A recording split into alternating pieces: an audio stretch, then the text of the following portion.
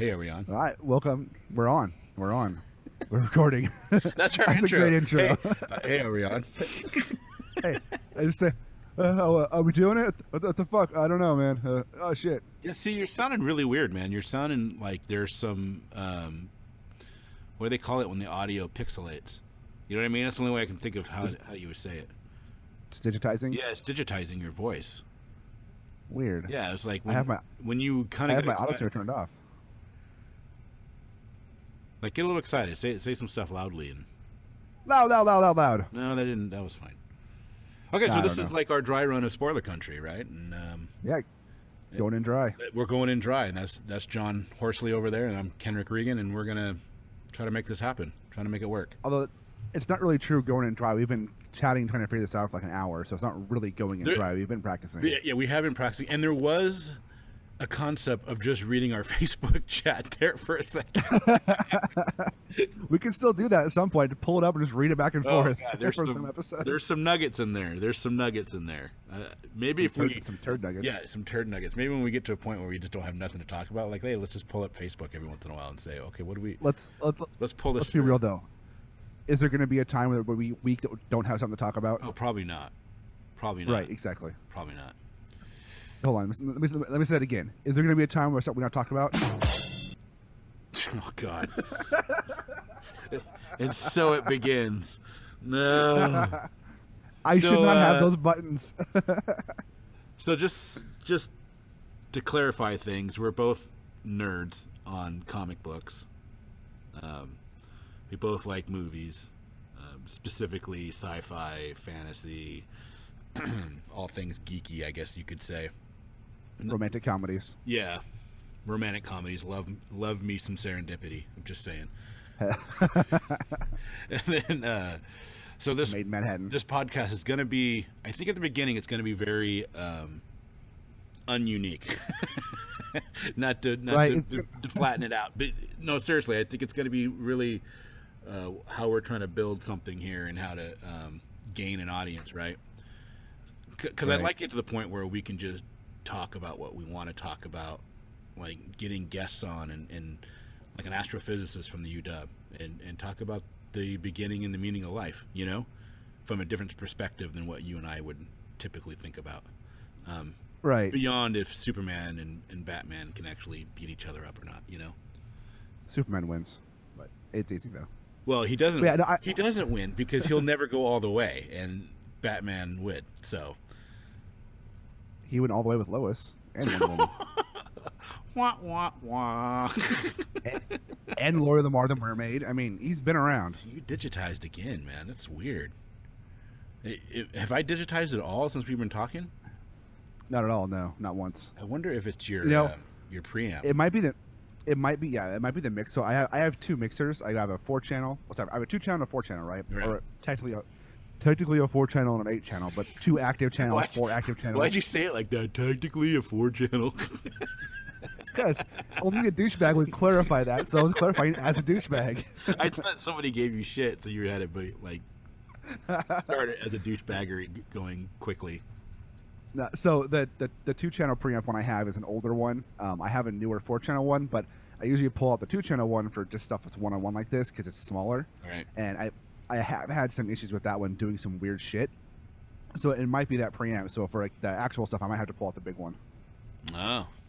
If I don't want to digitize. Right. I'm just using the sound card, obviously, on my laptop. I think eventually if we get going and we get sponsors and we have things going on, then we upgrade our game, right? Oh, hell yeah. And then we get an actual little studio. That would be the goal. Yeah, at my house, yeah. Why at your house? That's so far away. Middle, so dude. I don't have to travel. Ground. No, middle ground. So no. I don't have to travel. No. Because if we're going to do that, I can build a shed in my backyard, and that could be the studio. And then I don't have to travel. Ah, damn it. Don't make sense now. So what do you think of this Marvel Legacy? I have mixed feelings about it. Well, why don't you explain what Marvel Legacy is? Because I mean, I started reading the article, and to be honest, I just read renumbering, and I was like, I'm done. I'm out. So I'll explain as much as I know about it, which I think is as much anybody knows about it, because Marvel hasn't released a bunch of information on it. basically Legacy is them going back to old numbering of all their comics. So like Captain America will go back to like 6 whatever, Spider-Man will go back to 700 and something like that. But also series like Venom just had issue 150, which I guess they tallied it up and it was the 150th Venom comic or something like that. But Venom never had an ongoing series, so they're just counting all the miniseries, I guess. What doesn't that take it away from them being miniseries? Exactly, yeah. So they also have like Deadpool, whatever. I mean, they're going out and making it. I think they're trying to get like cash it on Legacy and stuff, because Legacy and nostalgia for upping all their numbers, because they're also all the first covers are just homage covers to classic issues. Like the first issue of Cable and whatever is an homage to New Mutants 87, which is the first appearance of Cable. So they're all, I mean, I like homage covers here and there, but like there's 53 of them coming out with 53 various homage covers. I like homage covers for like the variant of this month's Punisher with Mary Jane Watson dressed up as the Punisher, and Mephisto is in the sights, like the Spider-Man cover. You know? That's 121. Is it 121 or 120? I don't know. It's 120 something. It's 121. Okay, it's 121. So I like it like that. But when they just redo covers with the same characters, and it's just, I don't know. I just think it's lazy. Well, like how many times have they redone Spider-Man 300 cover on various issues? Like that's been reprinted as variants like hundreds of times now. It's ridiculous. It's lazy. It's total lazy. And it's like, you know, and I don't like it. I mean, I like to see them go back to their original numbering system. I think counting up the Venom stuff is stupid, but whatever, you know. Yeah, but fucking stick with it. Yeah, but stick with it. But you know what they're doing? To me, when I started reading this, I was thinking, you know, they keep, you know, if you don't know, it's they keep restarting series, starting with a new number one, which makes it confusing. Every 2 years. Every 2 years, all of a sudden your comic book restarts at number one. And so, and I think the thought process is that someone who is just getting into collecting comic books or reading comic books, sometimes when they see a number like 67 or something like that, then they're like, well, I'm not going to go back and read all those back issues, right? And I don't know where they're at in the storyline. So if we start over, then that'll attract more readers. But the problem is when you do this, I believe you alienate your core fans that have been there for 20 years, 30 years, 40 years. You do, and also it's a marketing play. They'll even admit it. It's a marketing scheme because it is. Issue 1 will sell more. And the problem is that Marvel fucking does this, and they do it in the middle of a storyline to where they'll have a storyline going on issue 12, cancel something that series. Finally too. They have a decent. I mean, they killed Mockingbird. Yeah, I don't mean they killed her. I just mean they killed that series because I don't even know why. Because of feminism? I don't even know. Right. It was ridiculous. Well, it was actually interesting to read that series. And the writer of that series, Colleen something, I can't remember his name, is up for an Eisner Award for that series. Yeah, and then you kill it because it's not selling enough. It used to be you'd stick with the book for a while before you just gave up on it. It used to be they'd give you 12 issues. They'd run a series for 12 issues, and if you couldn't pick up a thing by 12 issues, that's why they gave you an arc. You'd make an arc in 12 issues. That way nothing was left at the end. Right. That would make sense. Anymore it's I don't know. And I think people like you and I are getting so upset with these renumberings, and DC is not immune to this either. They're doing it too. You mean they're resetting a lot of stuff and doing like the new 52, and then they're not immune, but they're not as bad. Right, but they're still doing like. It. I can count the number of renumbering that DC has had in the last 35 years on 3 fingers. On Marvel, that's 2 years. Right. Right. Yeah, that's crazy. DC had a renumbering. I guess if you go back 60 years, you can do it 4 times. DC had a renumbering in the 60s when they launched the Silver Age with like Green Lantern number 1. They had a renumbering in 87 when John Bryan redid Superman. Passion. I got passion. In 87 they relaunched after Crisis on Infinite Earths. Then you had a renumbering at New 52 in 2011. Then you had a renumbering at Rebirth. So since 1987, there's been 3 renumberings of DC. Now they've relaunched series with new characters like Green Lantern has multiple series and shit. But the New 52 and Rebirth, right? Yeah, those were recent. That was 2011 and then 2016. So it's 5 years apart compared to Marvel doing 2011, 2013, 2015, now 2017. Do you think they're bringing back the legacy numbers just to appease people like you and I? That they feel that they might be alienating and moving away from buying those? So in my opinion, Marvel made a big, huge fuck up with making Captain America a Nazi, a Hydra agent. Well, the worst is they came out and said he's not a clone, and then like a month later, he's a clone. Right, well, they couldn't.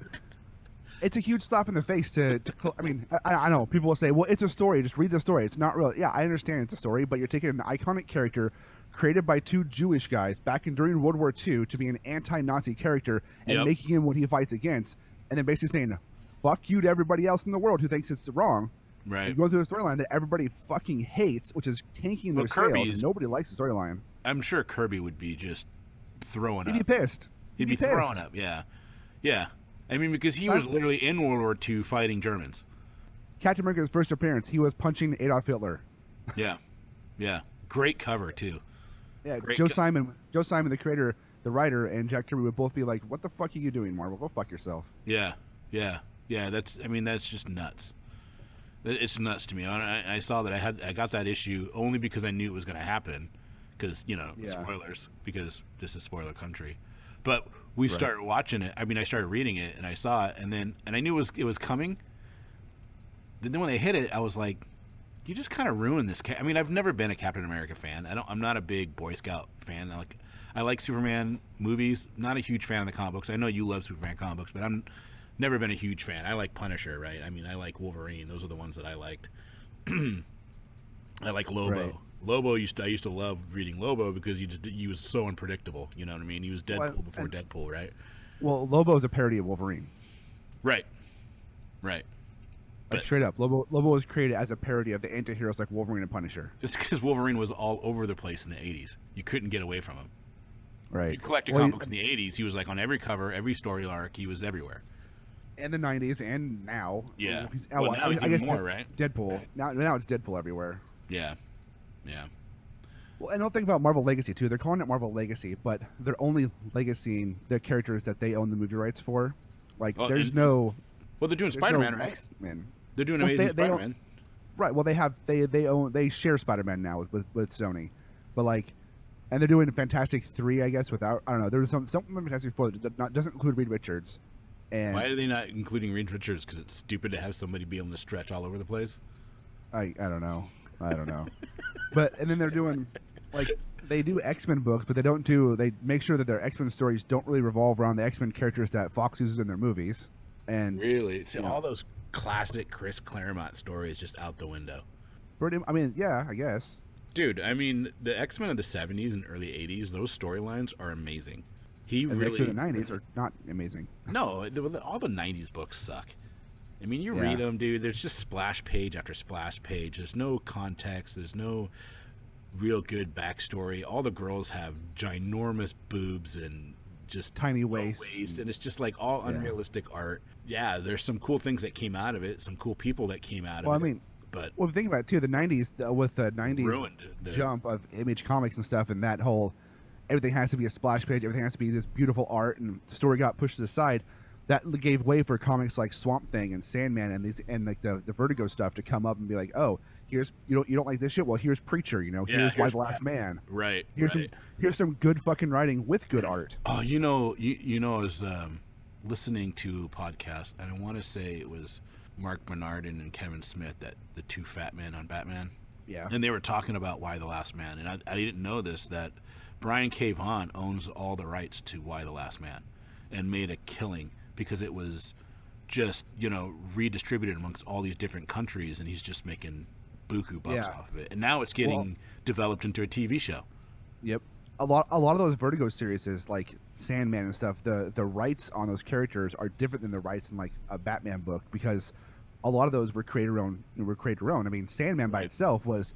They asked Neil Gaiman to make a Sandman story. And he said, "Well, what if I do it differently?" And he totally changed the Sandman character. They were going to bring back the Sandman of the 70s, right? Or before, whenever. You know which one I'm talking about. Sandman, the original DC the 40s. The 40s. But again, Matt Wagner brought that back in Sandman Mystery Theater, and it was really good, and it was what kind of DC wanted. But then DC got this gem out of Gaiman with the Sandman series, which was still unbelievable.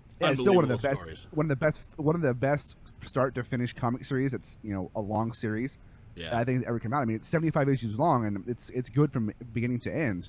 That first story arc, man, the art in that thing was ridiculous. and the storyline, and you're just reading it through. I couldn't stop. I went to the comic book store because I did not get that.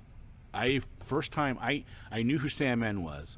I knew that everybody was going nuts when he introduced Death, and then all of a sudden you saw Death all over the place as a girl, right?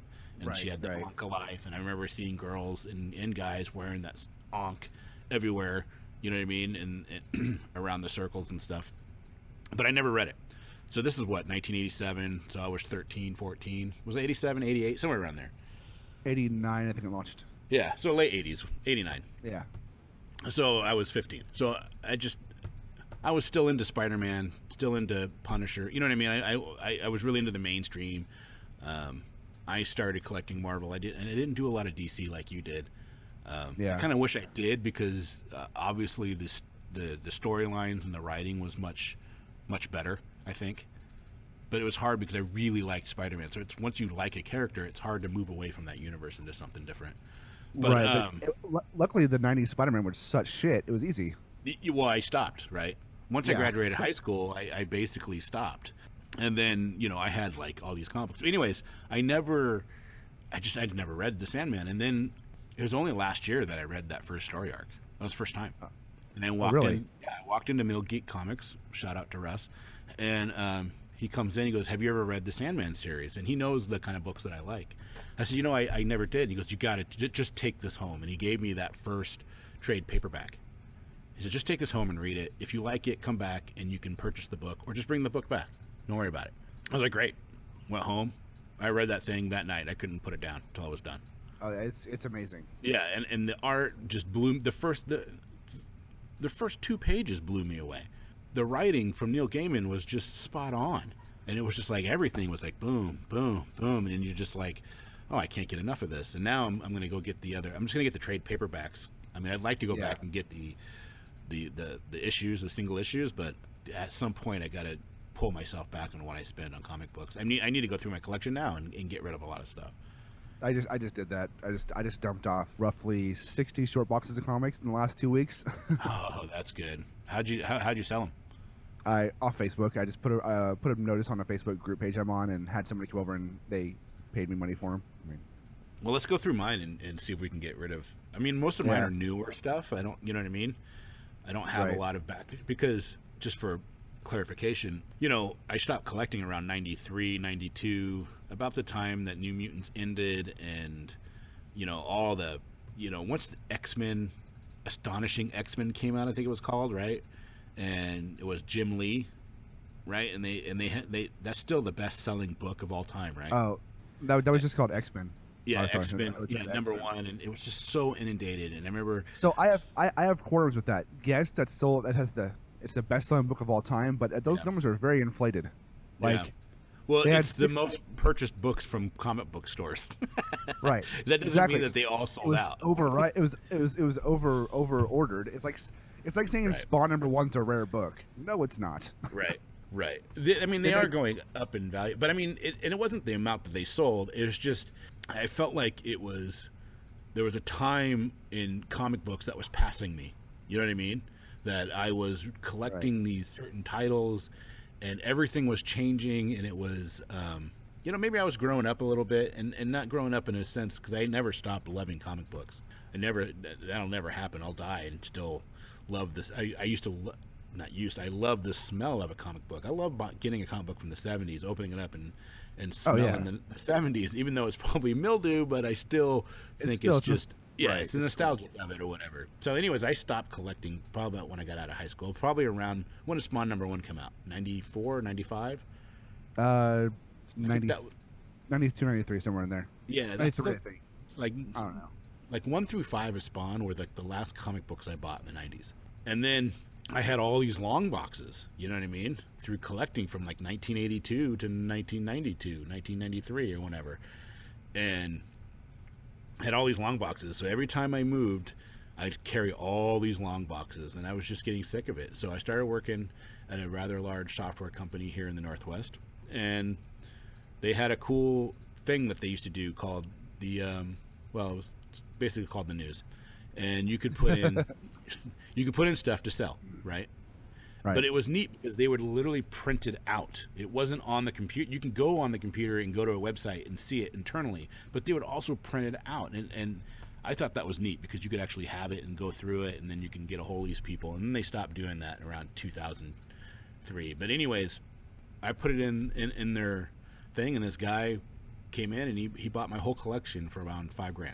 Nice. I mean, I spent a lot more money than that on those things, but it was worth it at the time, and you know what I mean? And now that I look back, there's probably like 20 books that today would be worth easily $5,000.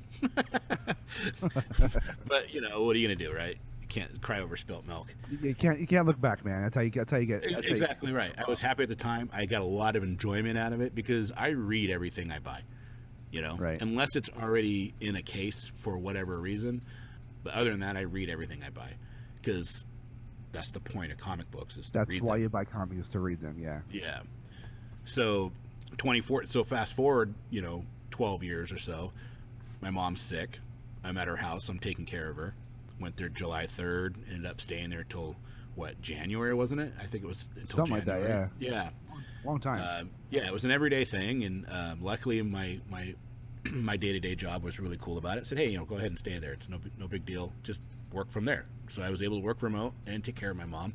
And I found myself alone a lot of times, and driving through, and there's a local comic book store, and I was like, oh, let's go in there and check it out. And it was like, and plus talking to you about comic books for the last few years before that, just kind of right.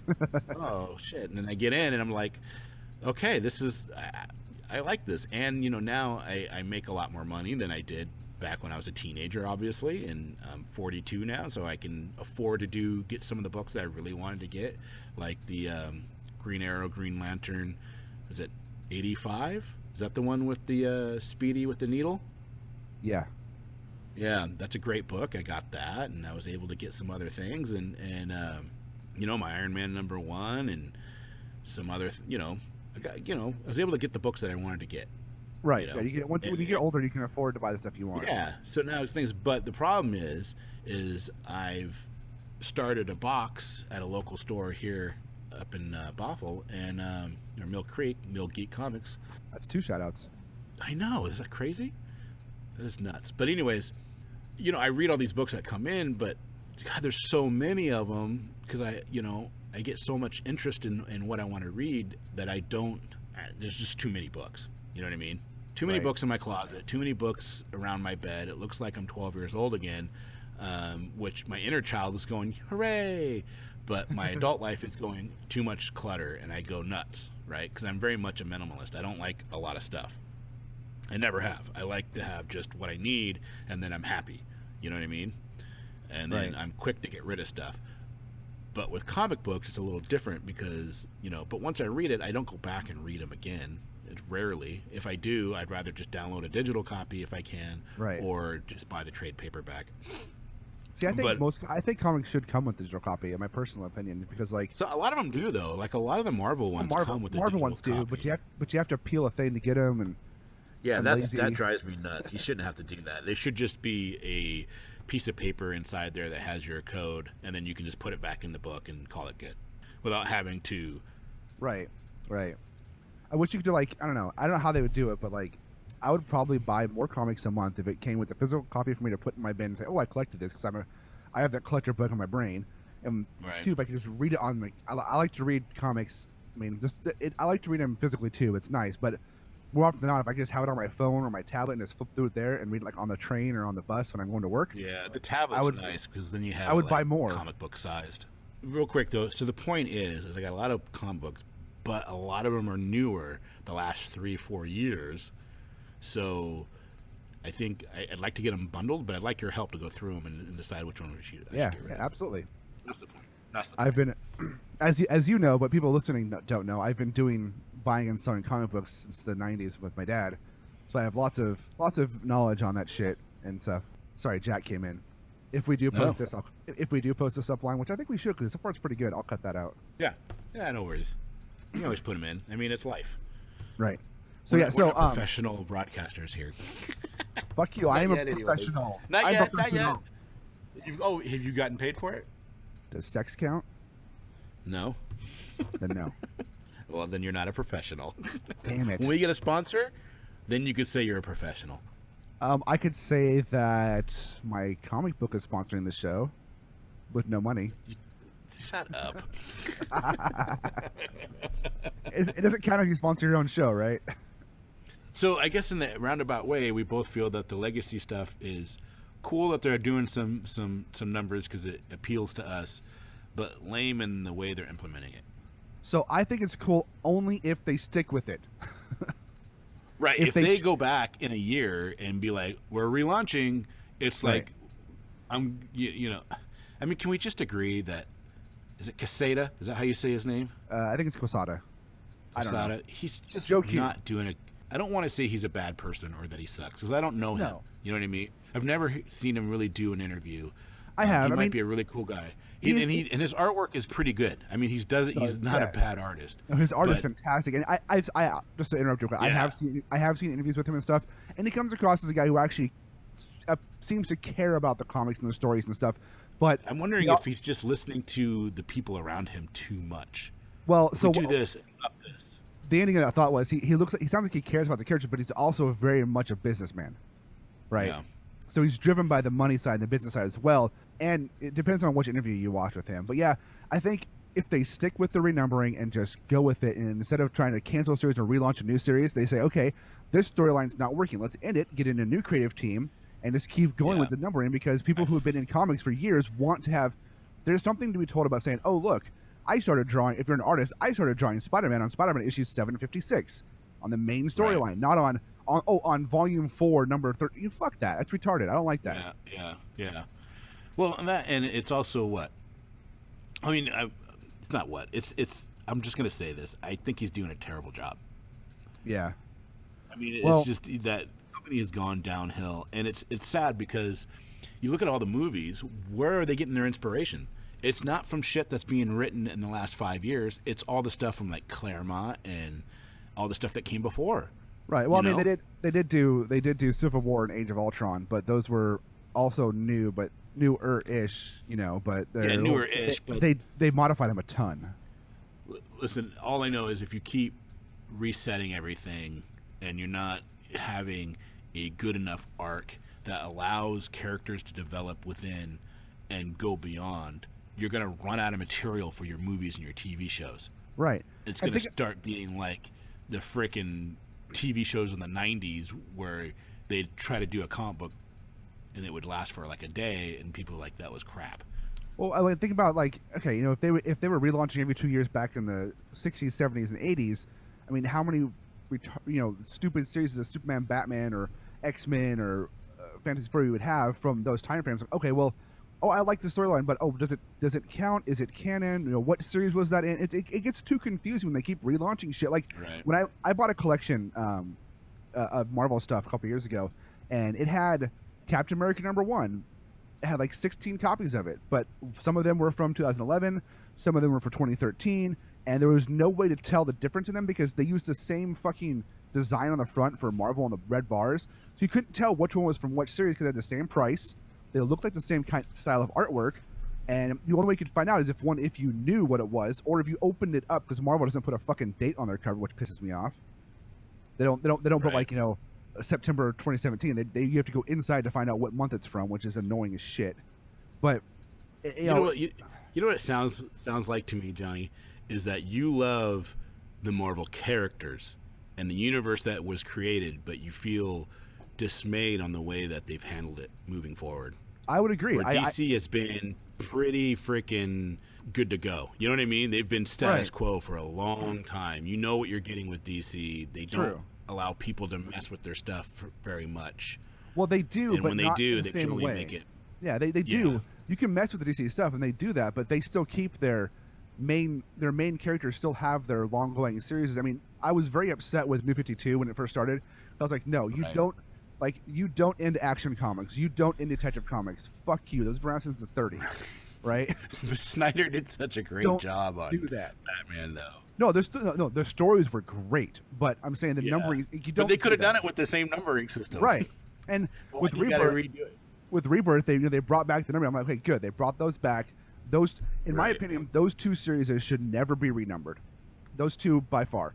I also don't think they shouldn't have ended Batman or Superman either. But at bare none, the two comics that are responsible for creating this entire industry we love should stay. Should keep their numbering. Yeah, I would agree. It's hard to argue that one. You're right. I do love a lot of the Marvel characters. I grew up watching the X-Men cartoon. I loved that cartoon. I was a huge the first comic book I ever bought off the shelf with my own money was Wolverine 50 by Larry Hama. That was the first comic I ever bought with my own money. Now I had comics before Wolverine that. number 50. Yeah, it's the yellow cover with the slashes on the front of it. And I remember when Wolverine number 1 came out and how big a deal it was for the Unlimited series to finally begin. But no, so I grew up reading Wolverine. When I was a kid, the comic books that I would read were Superman, Batman, and Wolverine. Those three were my comics. I read Superman mostly because my dad was in the Superman, so I wanted to read something he read. So I wanted to have something to talk to him about. I read Batman because it's Batman, and I read Wolverine because he had fucking claws on his hands. How cool is that? Right. Wolverine was a very cool character. I mean, I had recurring dreams where I would be Wolverine. I'm not lying. As a kid. I'd be I got claws. Fuck yeah! No, I could be completely lying about this. I could be making this up, but I'm pretty sure I read an article. They talked about Wolverine in the 70s and how people were not real happy with that character at the beginning. They didn't like him, or you know what I mean. And Marvel just kept shoving it down people's throat. I need to go back and look that up because I think it's an interesting dynamic. You know what I mean? Right. Well, and originally he was supposed to die. Originally, he was supposed to be a one issue character. He was supposed to be a one issue Hulk villain that at the end of it either died or never came back again. And people liked him. People did like him, and then he came back. He was a totally different. Like the 1970s Wolverine is very different than what we got in the Frank Miller series and the ongoing series because they had to when you create a character back then you just created a concept and you'd figure it out lader. Maybe I'm thinking of somebody else. My first comic book I think I ever got was Transformers number 1. Oh, geez. Of the miniseries. And G.I. Joe. G.I. Joe also by Larry Hama. Yeah, it wasn't number 1. It was something, I can't remember which one it was. But my first comic book was Transformers. And oddly enough, I didn't buy it. My brother gave it to me. Nice. And he got me into comic books because he was collecting comic books. And he collected weird ones. They're not weird. I mean, he collected Alpha Flight, and we collected X Factor, and we did X-Men and Spider-Man. So we didn't do any of DC. Right. We just didn't. I mean, everybody just read Marvel, around us. Well, Marvel was an easier read as far as Marvel was the one that came up with the concept of a universe, right? All these characters live in a universe, and they hooked you in because you'd read Spider-Man. And then let's say Professor X would show up, so you have to read X-Men to get the other part of the story or whatever. So Marvel had the thing, they created in the 60s, this vast universe of characters, right? So Fantastic Four could show up in Spider-Man shows up in X-Men, which DC was doing, but not to the extent. DC was more of a self-contained universe, right? Each Superman took care of Superman, Batman took care of Batman, World's Finest, which are Superman, Batman crossover issues. They'd have some storylines like Brave and the Bold where characters would cross over, but generally speaking, in the Batman series, you were going to get Batman stories without other characters coming in. Wonder Woman, you'd get Wonder Woman stories, shit like that. Marvel created the whole concept of crossing over storylines and intertwining storylines, which was revolutionary. Smart. Right. A great marketing tip or ploy. Good job, Stan Lee. But it also created a down trickle of it, decades later is you as a new reader in the 80s and 90s, if you wanted to read Extinction Agenda from X-Men or whatever storyline, you had to buy 13 X-Men books and 12 other books that you would normally not buy to read the whole if you wanted the whole story. And they did that on purpose, that. Oh yeah, they did. So growing up, and you're not wrong earlier when you said that I like the Marvel characters but I don't like what they do with the comics. That's particularly why I didn't like Marvel comics, because I didn't want to buy 15 comics to read one damn storyline in Wolverine. I wanted to buy Wolverine and read Wolverine stories. I didn't want to read a bunch of crossover events, and DC's kind of did that a little bit, but never to the extent what Marvel did, right? Crisis on Infinite Earth. But that was a big crossover, wasn't it? That was, but that was a self-contained 13-issue story that told a whole story. So here's the difference between DC and Marvel from that time period, right? Marvel would tell the story, but if you wanted the whole story, you'd have to read multiple books, and there would be story elements in each book, so you would miss out on pieces, right? DC had like their Legends event, right? They'd have a miniseries, Legends 1 through 6 or whatever, right? Which told the whole story. Right. And then like Wonder Woman, Superman, and Batman, they had Legends crossover comic books. But if you didn't read those, you didn't miss out on the main story of Legends. Or if you just read the Batman stories, you would get a little bit of stuff from the Legends stuff, but you wouldn't have to go read Legends to find out what happened in Batman, right? They would be more. They still stuck to the whole in their storyline, but there's more. What do you think was the first major crossover event for Marvel then? It wasn't Secret Wars, right? Because that was like a contained miniseries. And Secret Wars 2, wasn't that like a contained miniseries? Like you could read all the Secret Wars, just the miniseries, and you'd have the complete story. But was it like Fall of the Mutants? I don't know. Fall of the Mutants was in the 90s. That's the first. Was it? No, I don't think it was, dude. Was it late 80s? I don't know. I can't remember. Fall of the Mutant. If only we could look this up. There we go. The first 1988. Yeah. Let's see. According to Wikipedia, there was March 1988. The first from January to March. Yeah, the first big crossover event. There was ones before, but the first big one for Marvel was Contest of Champions 1982. It was called what? Contest of Champions 1982. Which I don't know. Don't even remember that one. Yeah, I don't know if that crossed out over into other storylines, but. Oh, here's one. So I'm just looking at Wikipedia here. Like in the 70s, there was the Avengers Defenders War, which crossed over Defenders 8 through 11 and Avengers 115 through 118. There was that's all them playing with the idea. Right. In 73, 74, there was the Thanos War, which was Iron Man 55, Captain Marvel 25 through 33, Avengers 125, Marvel Future 12, and Daredevil 97 through 105. Yeah, that's probably one of the first big ones there. And that's you had to read what 1, 2, 3, 4, 5 different series to get the whole storyline, and 5 series that aren't terrible. I mean, the only ones in those 5 that are even related is Iron Man and Avengers. I mean, Captain Marvel, Marvel Future, and Daredevil have nothing to do with any of them. Yeah. So that was 73, 74. There was one in 71, 72, the Mr. Klein War, which was Daredevil 78 through 84, Iron Man 41 through 45, and then Submariner 42. It was like, what the, I don't know.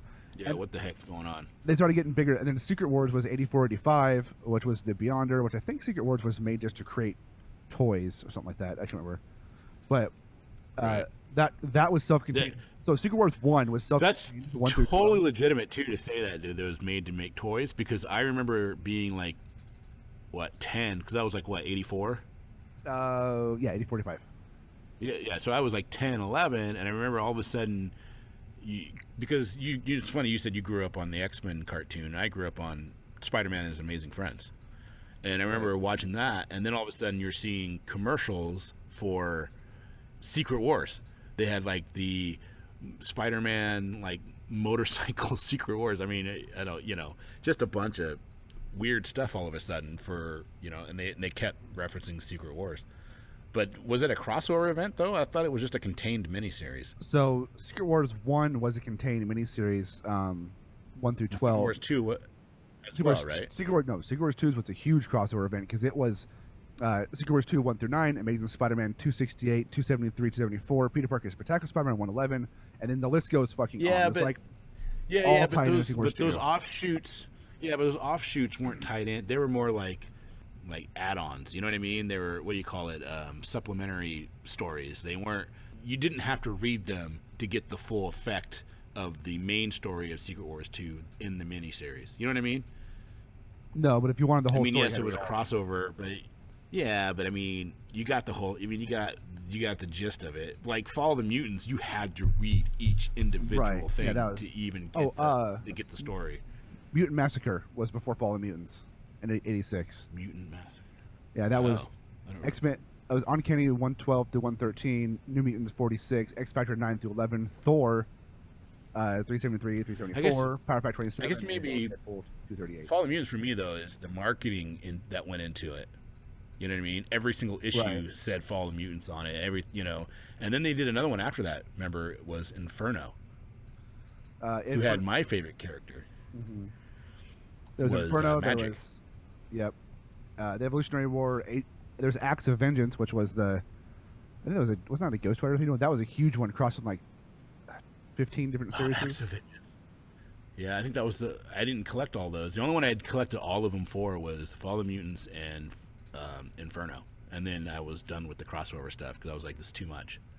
Right. It's too much. I mean, I'm 13 years old. I can't afford to buy all this. Right. Well, then in the 90s, you had Extinction Agenda, you had the Infinity Gauntlet, you had Infinity War, Infinity Crusade, Maximum Carnage. Maximum Carnage was actually really fucking good, but was it good? Yeah, Maximum Carnage. That was the one with That's actually one of my favorite Spider-Man stories. Yep.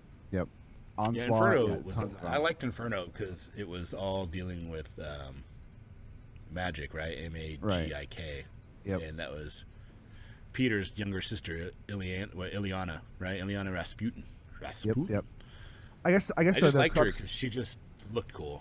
Yeah. I guess the point is, I mean, like, they both companies did it to an extent. I mean, DC definitely did it too. Marvel did it too. Marvel pioneered that whole thing. But my whole thing is, like, I don't care if people do crossover things. Just don't make me have to buy 15 books to read a damn story. You know? I mean, if you're DC, and I mean, let's just be honest. In the 80s, they were getting their ass handed to them by Marvel, right? Every kid I knew was Marvel, except for Batman. You know? Except for Batman's always been his own thing. Batman's always been goes on. Yeah. You can't. I don't know. He just goes on and on. Like Batman to me is the one comic book series that throughout history, except for maybe the silliness of the 60s, right? Which just everything was silly in the 60s for DC. Right. Like starting with Neil Adams in the 70s, it's like every decade, one of the best books, both art-wise, story-wise, and selling-wise, has always been Batman. Like, I think people can relate more to Batman. You can't relate to Superman. You can't relate to a mutant or Wolverine or any of that kind of stuff. Right. You can't relate to Spider-Man. But Batman, he's human. He has no special powers. He's just, I mean, you could say he's the greatest athlete that the human species has ever produced. Right? And the greatest mind. When I say mind, I mean, like, you know, how smart he is, right? Right. You know, you could say that, and then he's got all the money, and that's always good. But at the end of the day, he's still a human, and he's still just a normal guy that's wearing a suit, which is kind of funny. Wearing bat ears. Think about it, but yeah, and bat ears, and going out and kicking ass. And I think the majority of people, except for ones that have a screw just completely gone, want to see people do good in the world, right? And want to justify, you know, fix the wrongs. And that's what he does, right? He fixes the wrongs and justifies his actions by making things right. And I think a lot of people want to be that way. And I think it's easy to look at Batman and say, that's somebody I can aspire to be, because you could be him because he's just a normal person. And I think that's what's so awesome about him. You know what I mean? That's how I always think about it. I think too, for Batman, the reason why Batman's been able to sustain for so long, being such a top seller, more than just, I'll back that up real quick, saying, you know, I like Superman a lot. I like the Superman stories that deal with him being a hopeful character, and that I like the stories where his strength of a character to beat people is not in his muscles, but in his how he deals with people, his compassion. Those are the better Superman stories to me. Like if you read All Star Superman, that one was fantastic by Grant Morrison and Frank Quitely, I think. I can't pronounce his name. But Batman wins out every decade because it's not just Batman. Batman has the best rogues gallery and the best, you know, backup team behind him of any series, you know. You're not going to find. How can you have a better villain than the Joker? You can't. And I mean, look at, he's got the Joker, he's got Penguin, he's got Riddler, he's got Poison Ivy, Two-Face. He has these classic characters that have survived for 60, 70 years that have been successfully brought into the modern era. You know, Superman. Those guys have villains from the 60s and the 50s, but they fail being translated to the modern era. Batman's villains, and 90% of them human. Right. 90% of them human, just normal people that just, you know, broke. Right. And he has Joker. There's nothing special about Joker, right? I mean, he's just. I mean, depends on which version of Joker you're looking at, but essentially, yeah. But the classic, everyday, when we go in year out, Joker is always going to be a normal guy that broke. He went crazy and has just one bad day. The mental capacity to do this thing. He had one. Yeah, that's like his classic line, right? It takes one bad day. It's one bad day to turn from Batman and Joker. And that's what's so cool about Batman and Joker is the antithesis of what they are. Right. And they both had one bad day, and Batman took it to justice, and Joker took it for mass murder. Right. And all, but not just the villains too. Look at Batman's like his people behind him, his helpers, his team. You've got the various Robins. You've got Red Hood, Batgirl, Batwoman. You've got Nightwing. You have these characters that in themselves are dynamic and have a lot of rich story behind them that all build up into Batman. Are you excited for Batgirl? Are you excited for Batgirl movie? Actually, I think it's actually Batwoman that he's doing, not Batgirl. I thought Joss Whedon was doing Batgirl. I know. I think it was misreported. Really? Yeah, because I've actually seen it. Maybe it's Batgirl. Okay, so I just googled it and it says Batgirl, but I recently I was seeing it labeled as Batwoman, and I was like, that's a totally different character, and I could see Joss Whedon doing that very good. So it was announced that Wonder Woman is domestically brought in the most money of any DC movie. Yeah, domestically. Has it? So did it? That's what I'll check right now. Wonder Woman domestic gross. Well, I got it right here. 346 million domestic gross. So out of the DC Extended Universe, it is it topped BVS by 16 million. Right. Yeah. Wonder Woman reigns supreme as DCEU's highest earning U.S. film, according to The Verge. Yep. And this was posted 2 days ago. So I'm looking at Box Office Mojo right now, which has up to date. And who was the director? Patty Jenkins? Yep, Patty Jenkins. Is that right? Yep. So if you're gonna do Batgirl, is it smarter to have another female-led director do that movie and have maybe Joss Whedon be more like an executive producer? So I would, if it was any other director besides Joss Whedon, I would agree with you. However, I think Joss Whedon very much understands how to write a strong female character because he's done it multiple times before.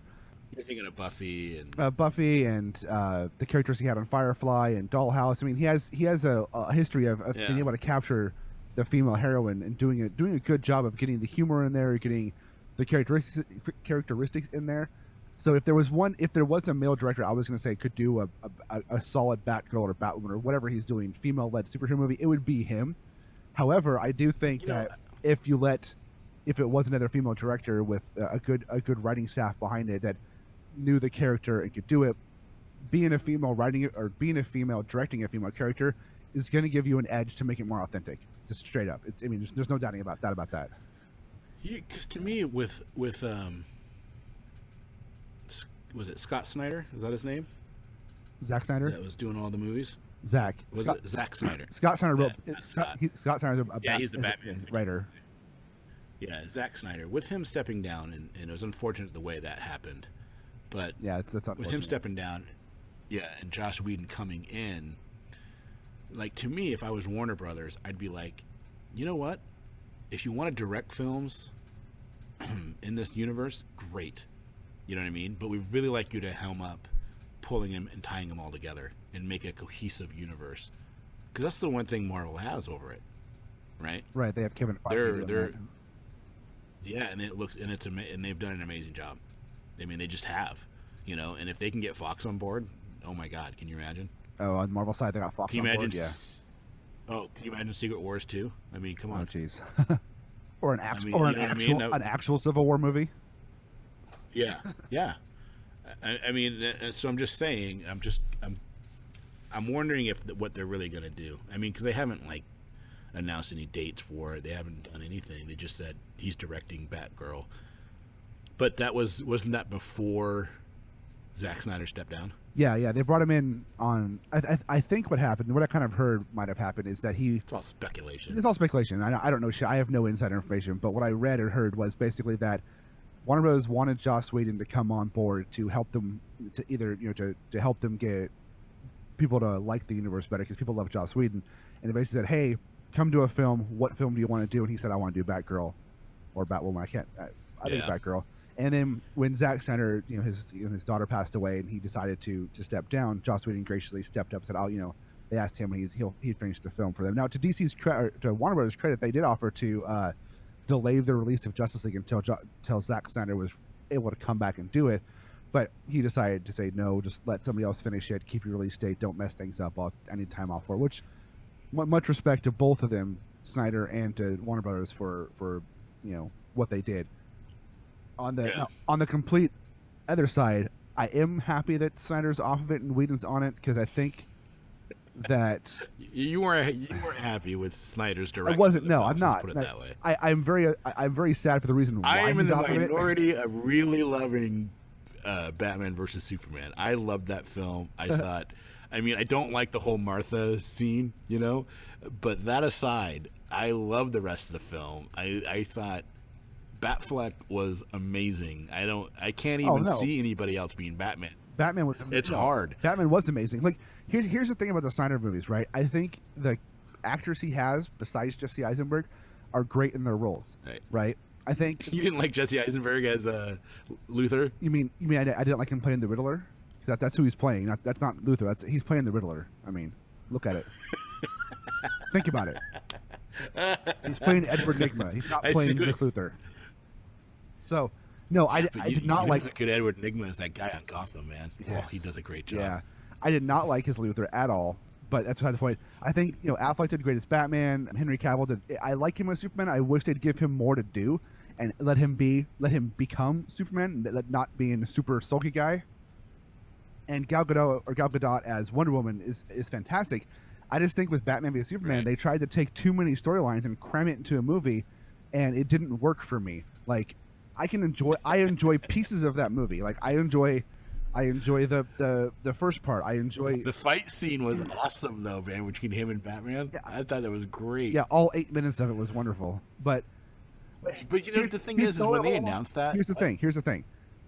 The fight scene looked great, but it was very, very done, very uncharacteristic of Superman. Like Batman gets him with the kryptonite grenade, right, to weaken him up the first time. Okay, I'll buy it. Right. That makes sense. He's not going to fall for it a second time. Superman's not an idiot.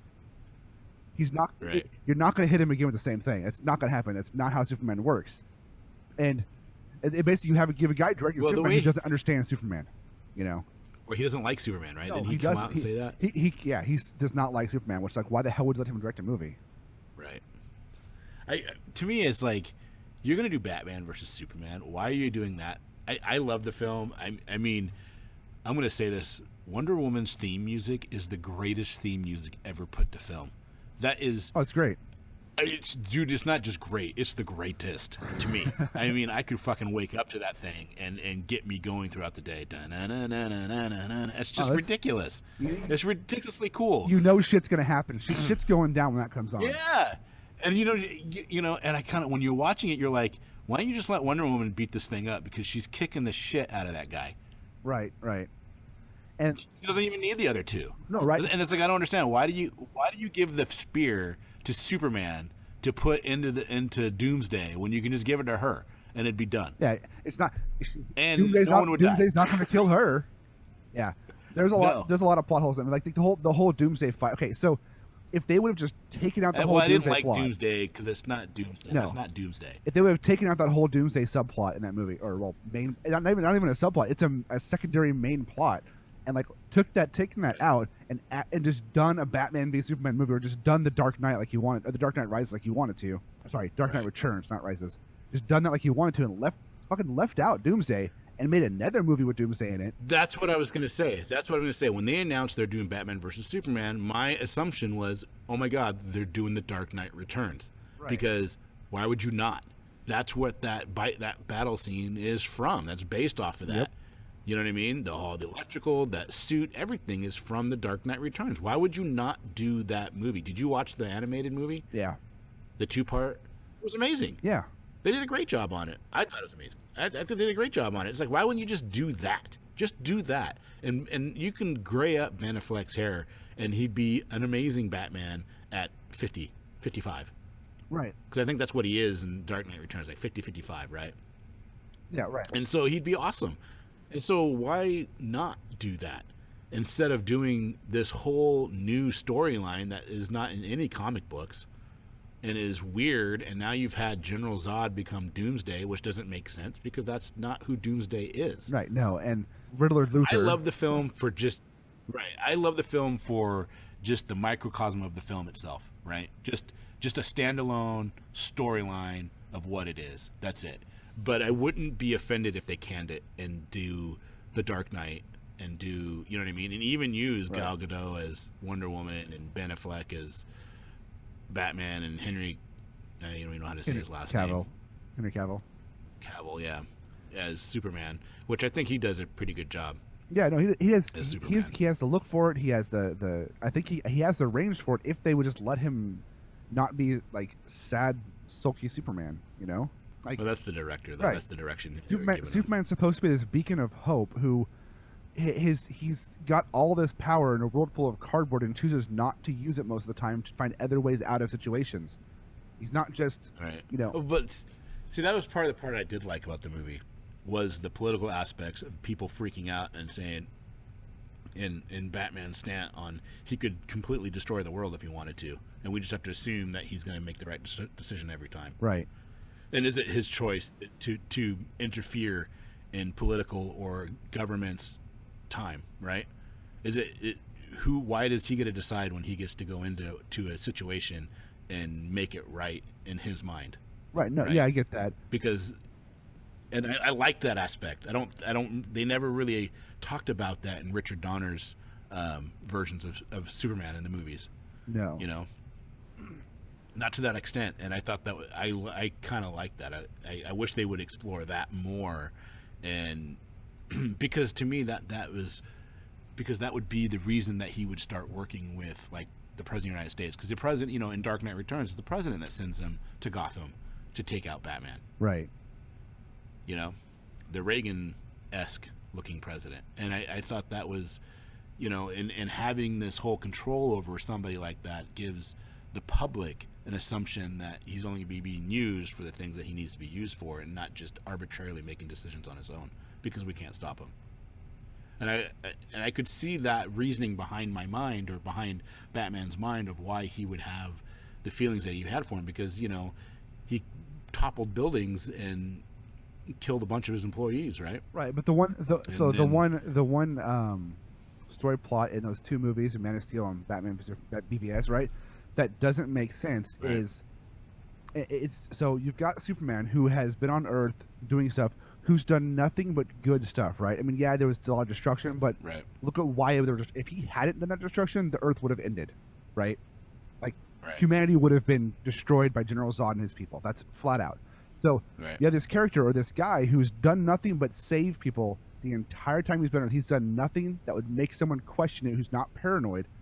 Then you have Batman who's supposed to be this beacon of logic and this beacon of intelligence who gets completely irrationally upset with this character, this guy or this superhero who's done nothing bad. I don't think it was irrational. No, it is. I don't think it was irrational. No, he went into the city.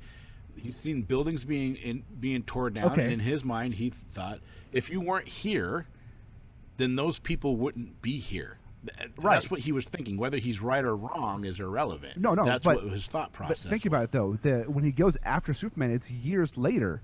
So you're saying in that 5 years, he's still emotional about that building falling down, knowing the fact that if Superman hadn't done that, General Zod would have killed all of humanity.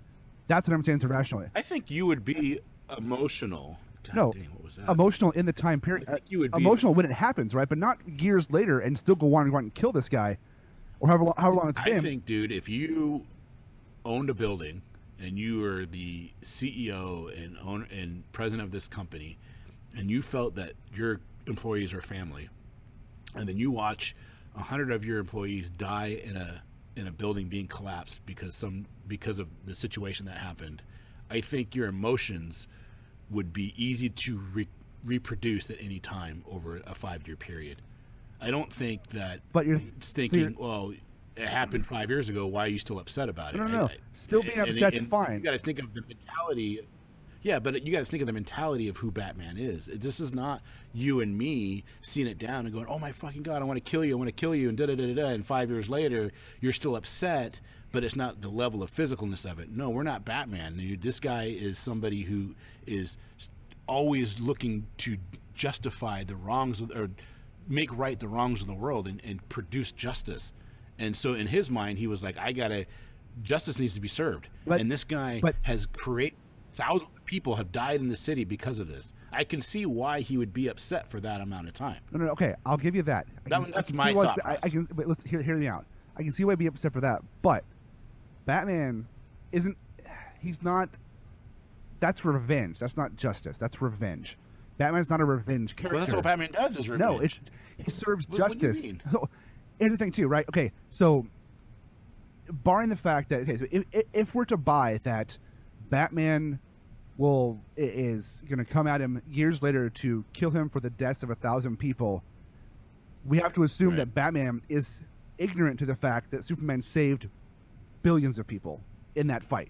Okay, if Batman's ignorant to the fact that Superman saved the rest of humanity, then yeah, I'll give that to you. But if we understand that Batman is who he is, Batman, he will know that if Superman hadn't done that shit against Zod, the whole of humanity would have been dead. So yeah, he'll be upset, but he's not going to try to kill the guy who saved the fucking world.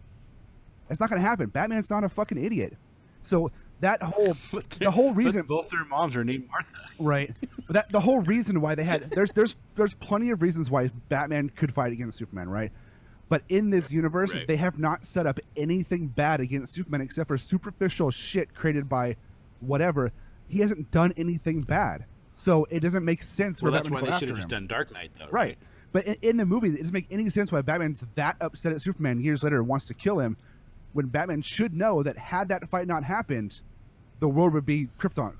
Be Krypton. I think Batman's a one-track mind, and I think that it makes sense to me that if he has something in his head, it takes more than just a couple years for it to get out. He needs to have. Batman's not one track. No. Batman's not one track. Batman is a strategist. You don't think he's one track? No, fuck no. He's a strategist. He plans things out. He knows the outcome of multiple situations. He's a strategist to have his one track of what he wants be accomplished. He's not a strategist. But his strategist one track on having a multitude of things. But his one track, we'll give it a one track mind. But his one track has never been, I'm going to go kill this guy. Otherwise, he would have killed the Joker years ago. He's not like a brutal killer like that. He's not just I'm going to go kill this guy right here. Because then why has the Joker been around forever? Why didn't he kill the Joker after he killed Jason Todd? That's not who Batman is. Do you think it makes sense for Batman not to kill anybody? No, not at all. Because in the first few comic books, right? There's one of the covers shows him with a gun, like an actual rifle. Yeah, no, he carried a handgun. Right? He carried a 45 on him for a long time. Was it 40? Yeah. So it's kind of weird that and he used to kill people, right, at the beginning in the 40s. He shot. No, he mostly would shoot him like in the leg or something, incapacitate him.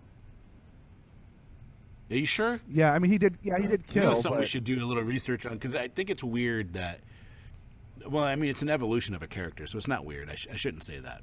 So it's just weird that to me that his philosophies and his and what he does and the people that he's dealing with, and he doesn't kill. Well, here's the thing. The whole thing about Batman doesn't kill is it's misconstrued, right? People shouldn't think Batman never kills. People should think Batman tries not to kill. Right, not to. So yeah, that's true. In the movie, when he's got the fucking guns on his car and he's shooting people, that's not Batman. Has Batman killed people? Absolutely, but he's not. He doesn't do it. He doesn't go out to murder people. I thought it was weird with him with the actual machine guns on his car. I was like, that's not. You don't normally see that with Batman. So out of he will use it as defense. Yeah, it was. I liked it though. I thought it was cool. Yeah, no, it was cool, but it was out of character. It was out of character, but people need to understand. Yes, Batman kills, but Batman tries not to kill. That's the thing. That's the difference. Who's the? You always hear people say Moon Knight is Marvel's attempt at Batman. Moon Knight's fucking crazy. Don't get me wrong. Well, he's crazy in the iteration that they have. Moon Knight's he's not always crazy though. Moon Knight's a good series, a good character, but Moon Knight is batshit. He's pretty much always been crazy. Yeah, but that's what they always say. And to me, that don't make sense. To me, I always thought the Punisher was the closest thing that Marvel had to Batman. But just more violent and with guns, obviously. Right. But he's got a one-track mind on hunting down criminals. He doesn't have the rogues gallery, obviously. But I mean, I don't think he has one. But no, he kills them. Yeah, he kills everybody. But to me, I mean, it's a single guy. No powers, uses strategy, uses his intelligence, and uses and then when he needs, and then a lot of times his brute strength, obviously, or his ability to fight. I mean, he just doesn't hide his identity. Right. He's not rich. See, I always thought, but he's got tons of gadgets. He's got tons of gadgets. He's got, Yeah.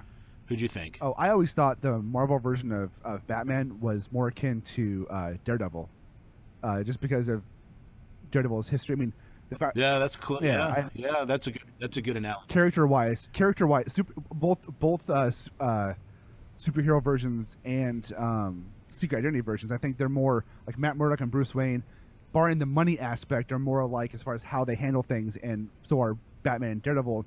I mean, I think Daredevil is a little bit more of a brutal character than Batman was originally, but Batman became that in the 80s, thanks to Frank Miller, who also did that to Daredevil too in the 70s. But still, I think they're a little more closer in their ideals on how they handle stuff. I think Punisher, I can see the correlations between Punisher and Batman, but Punisher is like Batman to the extreme that murders people, right? Because Punisher is a straight up murderer. He doesn't.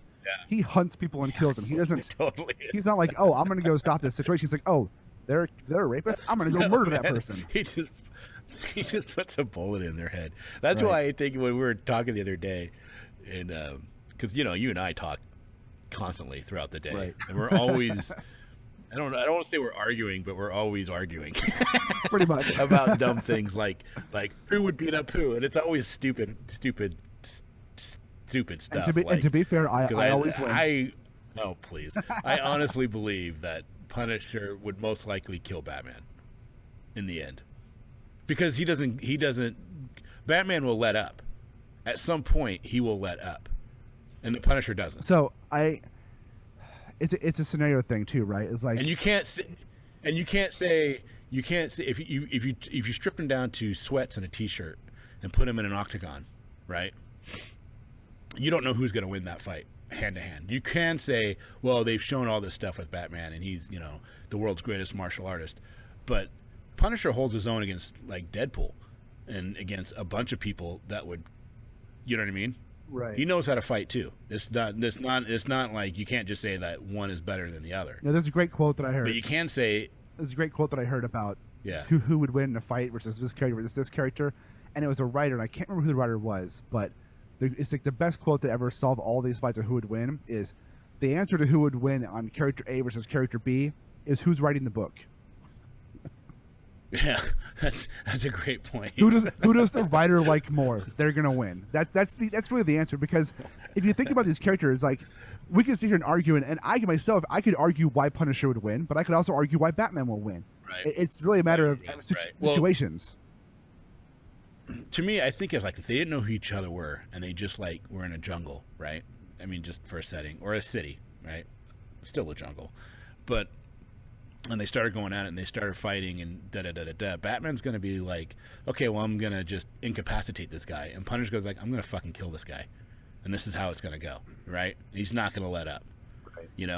But I think that if he's not able to kill the guy, and Batman's able to, and they stop fighting for whatever reason, like Batman gets away, or Punisher says, forget it, I'm done, or whatever.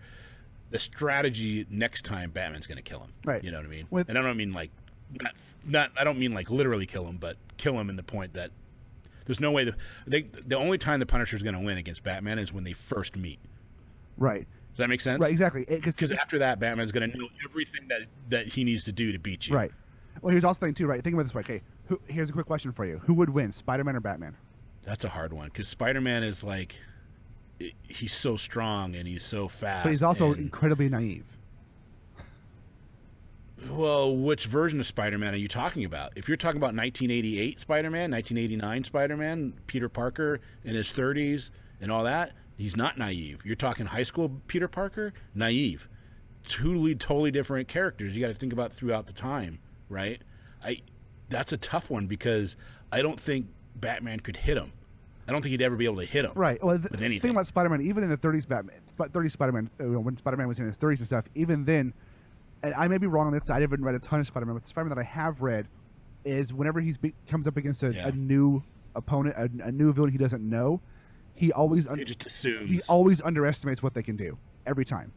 And that's one of his characteristics that makes his books interesting, is because that first fight he goes into, he gets out of it, but he never really knows what he's doing against the new villain or whatever, right? And I think but that's more of the Spider-Man learning to be Spider-Man. Not even by the time he gets, because I mean, for the stuff that I read, when I remember, I mean, and I haven't read a Spider-Man book, I read his new series, and they made him a billionaire, and he owns a software company, and I was like, I'm done, I'm out. Spider-Man's a photographer for the Daily Bugle, and that's it. Spider-Man's poor. He's not a freaking billionaire. Yeah, he's poor, and he's just an everyday Joe living in New York City. That's what I love about Marvel more than DC, dude. Is the real, actual landscapes. Well, they make it feel more real. The difference is Marvel. The way I've heard it best described is Marvel is men trying to be gods, and DC is gods trying to be men. That's a good point. I like that. And that's the best way. Yeah, it's I like that. The best. That's the best description of the two worlds I've ever heard, and it makes so much sense. Who's your favorite DC character? Dropping Batman and Superman. Dropping Batman and Superman. It's hard because I have a lot of secondary characters I like a lot. I really like Supergirl, just because of the way, like, the newer Supergirl, right? This, like, the way she interacts with people, and, like, she's angry, and Supergirl's actually more powerful than Superman. I don't know if you know that. Like, she's actually stronger than he is, but the reason why she's stronger is because she doesn't hold back like he does. And there's a lot more characters. Right. I also really enjoy, like, I really like Blue Beetle, like the Jaime Reyes version of Blue Beetle. It's that whole, like, the Beetle attaches to him, and the kid that's doing it now. Yeah. I like when you see, like, the new Teen Titans on cartoons, and, right. and they have that one. And he's like all tech based, and he morphs and stuff. I like him a lot too. Yeah. It's hard for me to pick a non Superman Batman DC hero because I like a lot of them for very different reasons. You know, it's hard for me. Mine are easy. Mine's Green Arrow and Flash and Lobo, and those three. Yeah, I like those three too. I like Flash a lot. Flash is cool. Yeah, my first real foray into Green Arrow was The Longbow Hunters by Mike Grell. It's an amazing series. And he moved him to Seattle, and it was just like, I was reading it, I was just like, God dang, man, this was good writing. You know what I mean? Right. This is a good story, not just, you know, and the art was different. It felt more like a painting, even though I don't like it when I pick up a comic. I want my comic books to look like comic books. You know what I mean? Right. I don't like it when it's all like sometimes they do like the oil-based painting stuff, or they do, you know, I don't like that. I can't get into it. Did you like Kingdom Come by Alex Ross? Right. I don't think I read that. What? Was it good? Dude, yeah. It's one. There you go. Yeah, it's amazing. Let's check it out. Kingdom Come. Yeah, I'll have to check it out by Alex Ross. Well, it's written by Kurt Busiek and it's painted by Alex Ross. You know, but I just picked up. You know, the nice thing is the Longbow Hunters are cheap right now. I know, right? I have a set of them. You know, that whole series is not that much, and I don't know why. Part of me I don't know like, why. It should be. It's an iconic series. I mean, if that was a Batman storyline, it'd be the Dark Knight Rises or Dark Knight Returns. Yeah, it'd be $25-$30 a book, but it's like $5, $6. I think I paid $2.50 at No Geek Comics. Right. That's a third plug, dude. Crazy as that. But no, but seriously, it was just such a good series, and I think what I liked about it is, you know, we grew up in the Seattle suburbs of Seattle, and it was in Seattle, right. And it felt, and he was a normal guy going through real problems, and not just I'm fighting Darkseid, and then I'm fighting this guy, and then I'm fighting that guy, and oh, Superman's my buddy. You know what I mean? It wasn't all sugar plums and rainbows and stuff. It was like real world problems, and you're like reading it, you're like, oh my God, I can to a certain extent I can relate. Right. Well, Green Arrow, to what this guy is doing. Green Arrow was always a more interesting character than Batman was. I always thought, especially when Mike Grell took it over. When Mike Grell was doing Green Arrow, it was one of the best. You know, because he was so flawed. Series. Yeah, it was flawed, and it was well done. And Mike Grell's an amazing artist, and you know, it was just well done. And even when they relaunched Green Arrow with Kevin Smith writing it, with Matt Wagner doing the covers, even then, Kevin Smith still kind of captured that essence of what Grell had created back in the '80s, and it was a very good series. Like, do you watch Arrow on yeah, I've watched Arrow. CW. So I've watched it. I haven't watched the last season, but I've watched all the seasons before, and I do like that show. It's pretty. They do a pretty good job, but I wish they just would have done. I wish they just would have started with the Longbow Hunters. Yeah, and just gone through that. In my opinion, the show Arrow is basically they wanted to do a Batman show, but they couldn't, so they took Green Arrow. Right. I mean, I don't know. I like Arrow. I like Arrow. I like Stephen Amell's Arrow. I like the cast. I like the drama they do. I mean, it's I enjoy it. You know, I like the Arrow and Flash shows. Yeah. It's guilty pleasure. It really is. I mean, I do enjoy it a lot. Right. But the Flash is so much better, dude. I think the Flash show. I love the Flash, but I actually think Supergirl's a better show. Oh, we watched Supergirl at my house. We watched that one. Yeah, I love Supergirl. I still prefer Flash. I preferred Flash season 1, but I really hope next season of Flash it's not just another speedster. That's the problem. We had 3 seasons of 3 speedster villains. You know. Oh, they did. Yeah. They had Reverse, Zoom, and then Savitar or whatever. What's his name? Savitar. Godspeed. Yeah, Savitar. Yeah, that's true. They need to do some different villains now. And it's going to be tough. And they follow the same trope, right? Season 1, Harrison Wells. I'm not Reverse Flash. Just kidding. I'm Reverse Flash. Season 2, Jay Carrick. I'm not Zoom. Right. Just kidding. I'm Zoom. Season 3. Yeah. You know, it's all similar to stuff. You know, it's like do something different. You know, Flash has villains that aren't speedsters. Use those guys as the main villain. Right. I was really hoping season 3 would be a General Grodd season, but it wasn't. Yeah, he has an interesting rogue gallery. Yeah, Flash has another good rogue gallery like Batman does. Yeah, it's got an interesting one. So going back to our tangent a couple minutes ago, the reason why I asked you who would win between Spider-Man and Batman is because if Punisher can't kill Spider-Man, how could he kill Batman, right? If Spider-Man can't kill... if Punisher can't kill... Punisher. If Punisher can't kill Spider-Man... His first appearance, Punisher was trying to kill Spider-Man and couldn't do it. Right. He's hiding by the jackal. Well, yeah, but he has spider sense. Right. Yeah, but he's got spider sense. Right. You can't shoot... You're not going to shoot Spider-Man with a gun. No. Well... Because he's gonna feel the bullet coming at any time. Unless you're Kraven, right? Kraven did it. Right. But he was able to trick him, and he had years of studying and researching Spider-Man, where Punisher had none. Right. Well, but the point is... And you're not going to just, you got to get him unawares, which is tough to do. Did you ever read that? Just be Venom. Venom can do it. Did you read Kraven's Last Hunt? No, I didn't read that. You never read Kraven's Last Hunt? That is the greatest Spider-Man story ever told. It is unreal.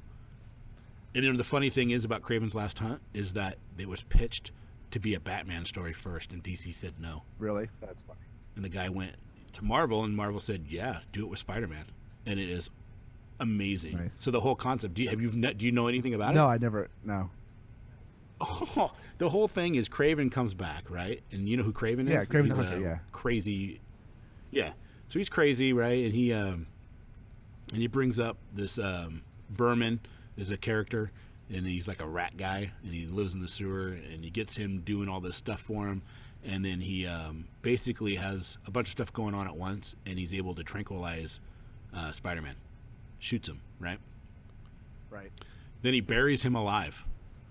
And then while he's buried, he takes the Spider-Man suit, and he assumes the identity of Spider-Man and goes throughout and starts beating up criminals and does a better job being Spider-Man than Spider-Man. That was his whole goal. And then it has, there's a classic cover of The Web of Spider-Man where he's coming up out of the grave. It is amazing. I can't believe you never read this storyline. It is so freaking good, dude. You have to read it. You really need to read it. I have it. I'll bring it over. You got to read it. Yeah, bring it over. I'll read it. Yeah, it was the best thing for them to do for Spider-Man. It really was. And then, and then at the end, I'm going to tell you the end because we're talking, and this is spoiler country, and this is what we do. No spoilers. Yeah, exactly.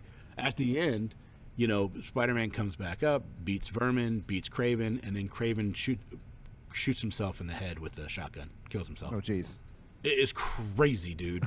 I mean, I told you like the main storyline, but really you got to read it because you'll be like, the writing is so good. It is so good.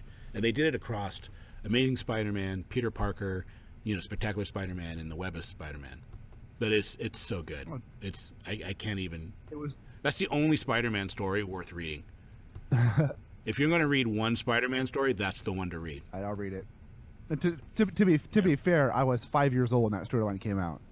That's okay. But no, yeah, bring it over. I'll read it. Yeah. Wow. Well, that was, a good long time for a dry run. We talked a lot of stuff. Yeah. It's heavy on the geek side, heavy on the comics. I mean, I'm sure as we go forward, that'll alleviate somewhat, but always be a backbone. Well, yeah. Because that's something we can just always just sit there and talk about. Everything always comes back to comics or superheroes for us. That's fine, though. It's because we like it. I mean, we have fun with it. Right. I don't care when people think, oh, you're such a geek. Well, it's not about being a geek, man. It's just It's you find something that you can be passionate about and have fun with. And why do I have to be 42 and be 42? Why can't I be 42 but enjoy what I liked when I was 15, exactly. 14, 10? Exactly. You know what I mean? I think that helps keep you young. I concur. I don't get it. Yeah. So what do you got planned today? After this, I am going to get back to working on some pages for that book I'm working on. Tell me what the book is. So two things. First, right now I'm finishing up a 6-page story for Hellcat Press's Tales in the Public Domain, which I have 3 pages done. Nice. I'm getting those off to the letterer today, and then I've got to finish the last 3 pages before the 8th of July so we can actually make print in the book. Nice. It's a story written by a guy named David Thomas who lives over in London, but I got to finish it because I've been slacking on that. Once I finish that, which hopefully in the next couple of days, I'll be back to work on the Irons Anthology book, which is a book a storyline that I created that I hired writers to come on to and write stories that I'm doing the art for. I finished a couple pages already, but I had to stop it to work on this other book for Hellcat Press because the deadline was coming up. Right. The pressures of an artist. Yeah. So the Irons Anthology, 600 years of one family going through a world of supernatural monsters and creatures. All tend to be drawn towards this family. Some family members are good. Right. Some are bad. Right. Some are evil. Some like to hunt the supernatural. Some don't. Some want to try to live a normal life. And you got how many writers are working on this right now? So I brought on, I believe the final total was 26 writers, knowing the fact that people have lives and sometimes people, some people are like, oh, I'm sorry, I can't do it. So I brought on more than I need. The goal is to have anywhere between 15 to 20 stories in the first collected book. And by stories, I mean 4 to 8 page stories that take place somewhere within that 600-year timeline from the 1500s all the way up to 2020 or 2113 is the last one that's written. I've brought on writers, everything from I got some people who've traditionally written novels or prose novels coming on to write scripts. I've got some seasoned people who've written comic books for the last decade or two. And I got a couple of people who are newer, or one guy who's never written a comic before, but his pitch to me was he did a very good pitch, so I went ahead and brought him on. I was like, boy, if you can craft a script as good as your pitch is, and we're golden here. Right. You got halfway there. Now you just got to deliver on your promises. Exactly. That's cool. And then that sounds like a lot of work. It is. I'm doing all the artwork for about 150 pages in this book, plus cover, plus promotional materials and stuff like that. And you have a company that's going to publish this already? I do. So I've got a company, Phoenix Dream Publishing, who is going to be taking on the responsibilities of printing it and distributing it out for me once that goes past the Kickstarter stage. Do they do worldwide? Right now they're only U.S. based, so they're looking to go worldwide hopefully soon. Right now they're just based in the America. And we are hopeful to have a launch party at a local comic book store, and then once we have that, we'll send that information out to everybody. Yep. I plan that we hopefully will be listing in multiple locations. Yeah, the goal is to have a launch party here locally, and then to kind of do other release parties around in other comic shops that are interested in doing that with me. I got the guys at the publishing company are also talking about having some stuff like that around other places besides just locally where I'm at. So I've got to get all that planned out. Right now, though, I'm just kind of focused on getting the stuff drawn because the pages take a while because I'm doing all the work, all the penciling, inking, and coloring myself. Right. Well, why can't you just are you thinking about getting a colorist on board? No, I'm going to do the coloring myself. I did hire a letterer because I wanted the lettering to be professional because lettering's a big thing, right? Yeah, if lettering's wrong, the book looks wrong. So I got a girl coming on who's lettering it for me. She does really good work. But as far as the coloring and the inking and the penciling, I'm doing all that myself, which is going to be time consuming, but I'll get the end result of the look that I want to get for each story. That's awesome. I think it's interesting that you have all these writers from all over the globe, not just local writers out of the Northwest, but you got people from England and you have some other countries that I don't know all the countries. I don't want to start naming countries I don't know. But I think it's interesting because you should get a worldview that's going to be unique. Right. Yeah. I've got England, Canada, Australia, Singapore, Nigeria. I got a guy in South America. So I mean, it's all over the world. Not only in just where they're located, but the kind of the ethnic backgrounds of these people. I've got men, I've got women, straight people, gay people. It's going to be a very good, well-rounded as far as who's creating this book with me. Well, the cool thing about it is you're going to have this eclectic collection of literature based around one family. And the nice thing is, though, is you're going to have something like you were saying. You have people from all these different walks of life. So you're going to have all these different aspects. And it's not because of a political reason. It just worked out that way. Exactly. So it's a very natural progression, which is going to be nice. You're not making somebody black to be black. You know what I mean? Right. Exactly. Yeah. Or tell a story. You know, yeah, to tell a story. It's going to be nice. I think it's going to be cool. I'm excited. I'm excited too. I just need to get my ass drawing. Do it. All right. Well, thanks. This is our first inaugural show here. So you're gonna, you're gonna edit this down at some point in the next week. Yeah, I'll edit it down. Or do you want me to? Well, if you can, it'd be great. If not, I'll do it this weekend. But we should, before we go though, we should talk about what our quote unquote. This is like our episodes. What's episode 1, I guess, but what we're doing in July for the next couple episodes. Do we say 101 or we say number 1? Number 1. What? Yeah, because we're not doing seasons. No, right? no, I don't want to do seasons. Okay. What was the question? I'm sorry. We should talk about what we're doing for the next couple episodes at the end of July, where we're going to be, what we're doing there. Yeah. So this is really cool. We got tickets to San Diego Comic-Con. We're gonna drive down. We're gonna pile into the old Legacy and drive our ass down from Seattle, Washington, down to San Diego, California. Yep. I think we have some friends that we're going to stay with, so we don't have to worry about our hotel. That worked out nicely.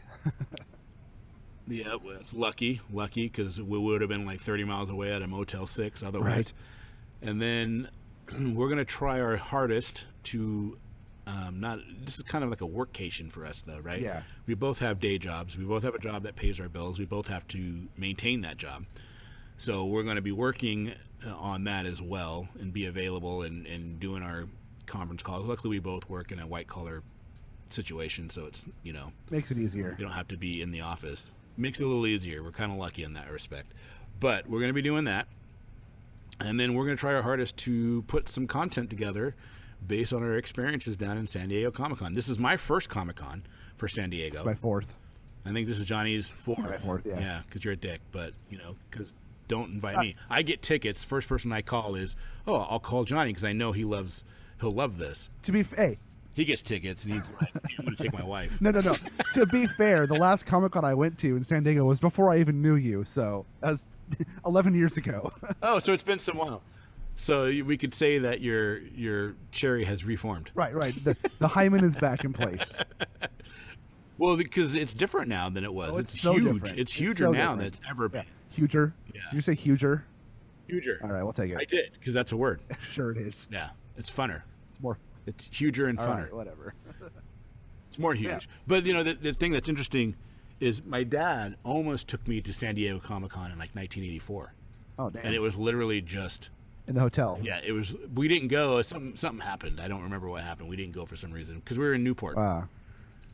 California, and we were going to drive down, and I was like, I want to go, and he was like, we'll go, and then something happened, we didn't go. But it would have been just, a freaking convention, normal convention center with it'd have been a tables and stuff. I wish I would have went, because it would have been an interesting dichotomy, right? It would have been. To go then, and then go now. Because back then it was just like in a hotel lobby, or the hotel, like a reception room. It was... tables, it's totally different. Right. It was an actual comic convention. It wasn't because San Diego Comic-Con is not a Comic-Con. It's a pop culture convention. It's like movies and TVs and video games and all this stuff.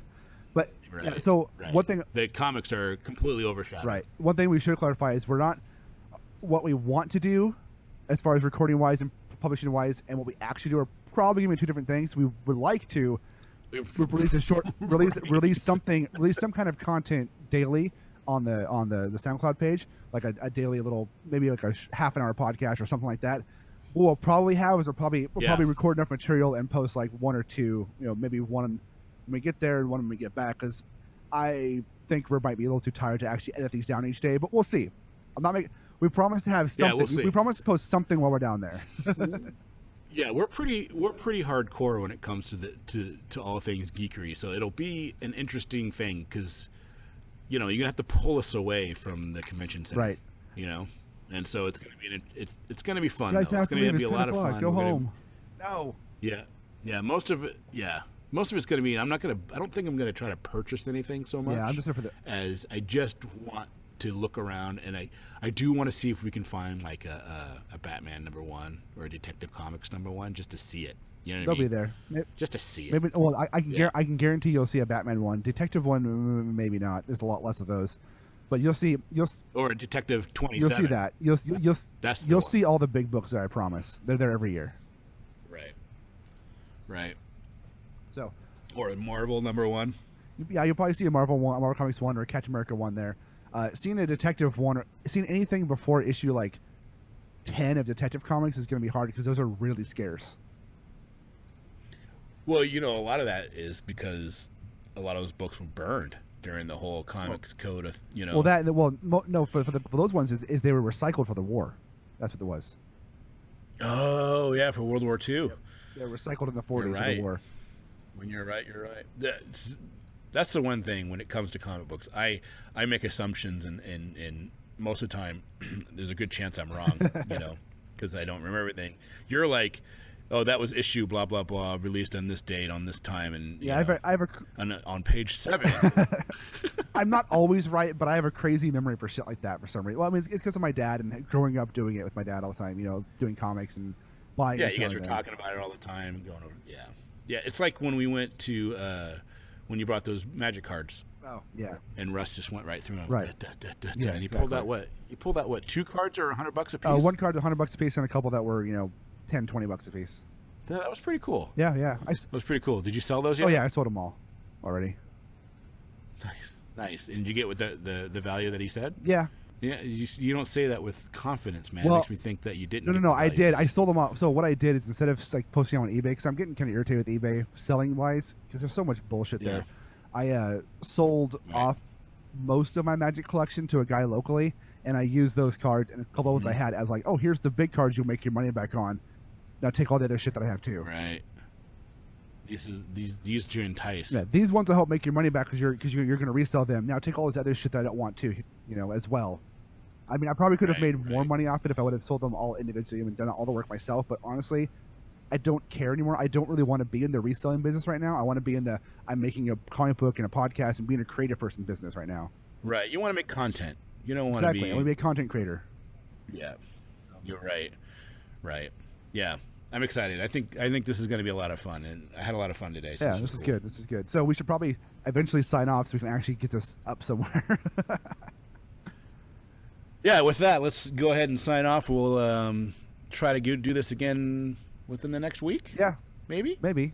Before we go, try to do one more before we take off down to California. We should do we'll do a pre-trip show. Does Sundays work well for you? Sundays work pretty well. Yeah, I'm usually not busy on Sundays. Yeah, it'd be kind of cool to get to a point where we're doing it almost every day, but that'll be if we're making money off of it. Yeah, we have to have money for that. Hint. Yeah. All right. Go ahead and we'll call it good. Thanks for listening, whoever listened. All 3 of you. Yeah. All 1 of you. Thanks, Mom. Thanks, Mom. Your mom's not going to listen. I don't want her to. Right? We swear too much. My mom can listen to all she wants. Your mom's not going to want to listen to this. All right, and with that, we are done. Bye-bye. We're out.